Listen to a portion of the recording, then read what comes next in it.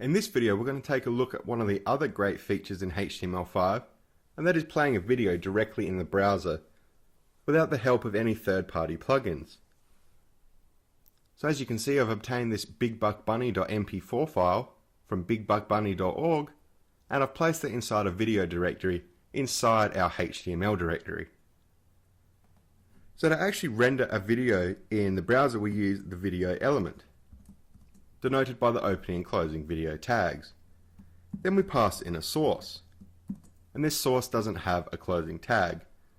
And then we pass in a source attribute and a type attribute.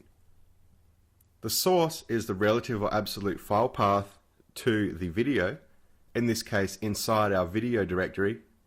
So we can reference this video by typing in the directory name and typing in bigbuckbunny.mp4. Then we need to pass in a MIME type. And a MIME type is basically something that will let the browser know what kind of data or file that it should expect. So for an MP4 video file, we type in video/MP4. At the time of this recording, the MP4 file format is actually supported in Internet Explorer and Chrome and Safari. So Firefox and Opera actually require a different file format, and this file format is OGG.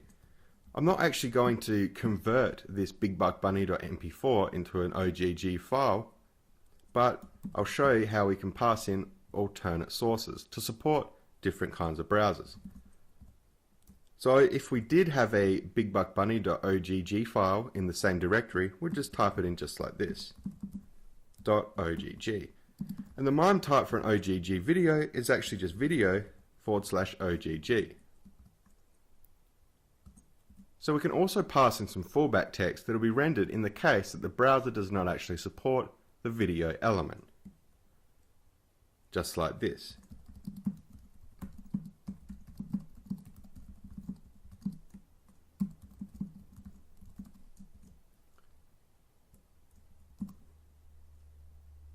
And in the opening video tag, we actually need to pass in a width, a height, and an attribute. So we'll start off with the width. For this, we're going to say 640, that's 640 pixels. And the height, we're going to set this to 480 pixels. And we need to pass in the attribute of controls. And it looks just like that. So now let's go ahead and save this and check it out in the browser. As you can see, we have our video displayed in the browser with some controls. We can go ahead and hit play, and the video will play.